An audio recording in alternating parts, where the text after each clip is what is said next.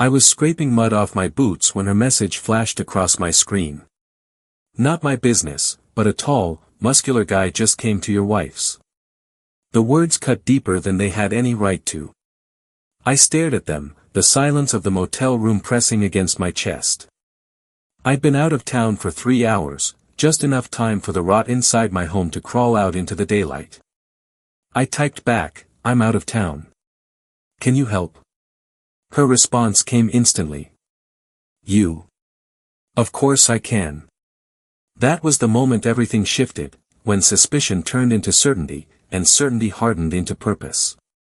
My wife, Leela, had once been the safest place in the world. Soft voice, shy smile, the kind of woman who held your hand even when no one was watching. We'd survived lean years, cheap apartments, and nights when the only thing in our fridge was a half-empty bottle of mustard. I thought that struggle had welded us together. I thought wrong. Over the last year, something had changed. Her laughter got quieter. Her excuses grew sharper, and her eyes, those clear, bright eyes, refused to meet mine during late-night conversations. Still, I convinced myself it was stress or exhaustion, anything but betrayal. But real love blinds you. Real betrayal snaps you out of it. It wasn't my neighbor's message that convinced me. It was everything leading up to it. The late-night yoga classes, the phone turned face down, the perfume that wasn't hers, the way she clung to the word privacy like it was a life raft. I'd caught whispers of a shadow in our marriage, footprints she didn't realize she was leaving. A credit card charged to a hotel downtown. A receipt for wine neither of us drank. A name saved in her phone as delivery. But there's always one moment that breaks you clean in half. For me, it was the night I walked in early from work and saw her startled expression, guilt flickering across her face like a candle in the wind. Not shock, not joy. Guilt. Even then, I said nothing. Silence is sharper than any accusation. The next morning, I drove out of town for a conference. I didn't go for business. I went to give her space to reveal herself. She did. I didn't fall apart. I didn't explode. Instead, I planned. Before leaving, I'd set every camera in the house to back up to cloud storage she didn't know existed. I updated passwords, reviewed bank accounts, and quietly visited a lawyer 2 days prior, not to accuse her, but to prepare. The attorney had smiled sympathetically when I outlined my suspicions. "Gather everything," she'd said. "Truth is your greatest weapon." So I did. I added our neighbor, Julia, sharp-minded, beautiful, and observant, to my circle of quiet allies. She saw things, heard things, and when she texted me that message, I knew she'd been right to trust her instincts. I asked for her help, not to intervene, but to confirm. She didn't hesitate. Julia kept her phone in her pocket, recording audio as she crossed the street. Her light knock, her bright voice, perfectly casual. I listened in real time through the cloud feed. Leela's door opened. A man's laugh, deep, confident, spilled out behind her. My heart didn't race. It slowed, steadied. Julia sweetly asked if everything was all right. Leela stumbled through half-formed lies. The man chimed in, too comfortable, too familiar. Julia got the proof I needed in under 2 minutes. I saved the recording, then the camera footage, then the phone logs. Piece by piece, my case assembled itself like a puzzle I'd already solved. By the time I drove back into town the next afternoon, the revenge wasn't rage-fueled.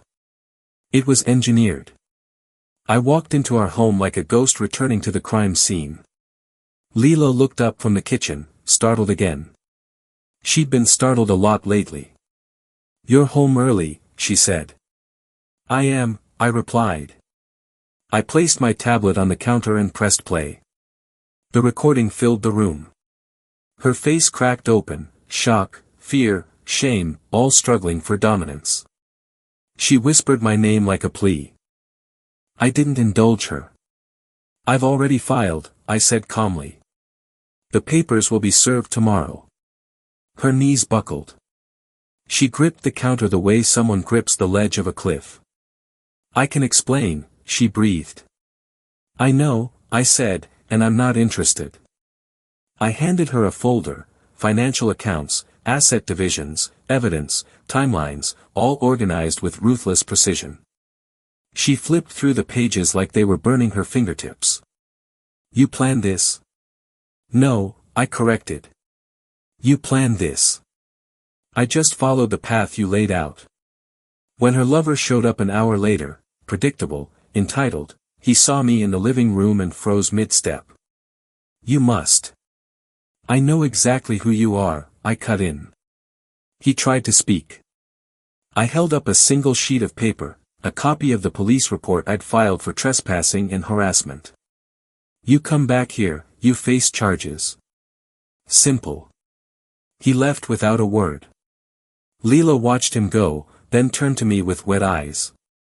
I never meant to hurt you, she whispered. The thing about betrayal is that it doesn't matter what they meant. It matters what they did. I don't hate you, I told her. But I'm done sacrificing myself for someone who already left me long before today. She cried. I didn't. By evening, she was gone, staying with a friend, unable to look at me without crumbling. I sat on the porch, watching the quiet street settle into night. That's when Julia stepped over from her yard. You okay? She asked softly. I nodded. Better than I thought. She studied me, her eyes warm but sharp. You handled it brilliantly. Brilliant wasn't the word I'd use. Necessary was. I didn't spill my heart. Didn't unravel. Just said, thank you for everything. She held my gaze a moment too long. Anytime. When she walked away, I felt something unexpected, lightness. Not joy, not hope. Just freedom. My marriage hadn't ended today. It had ended months ago.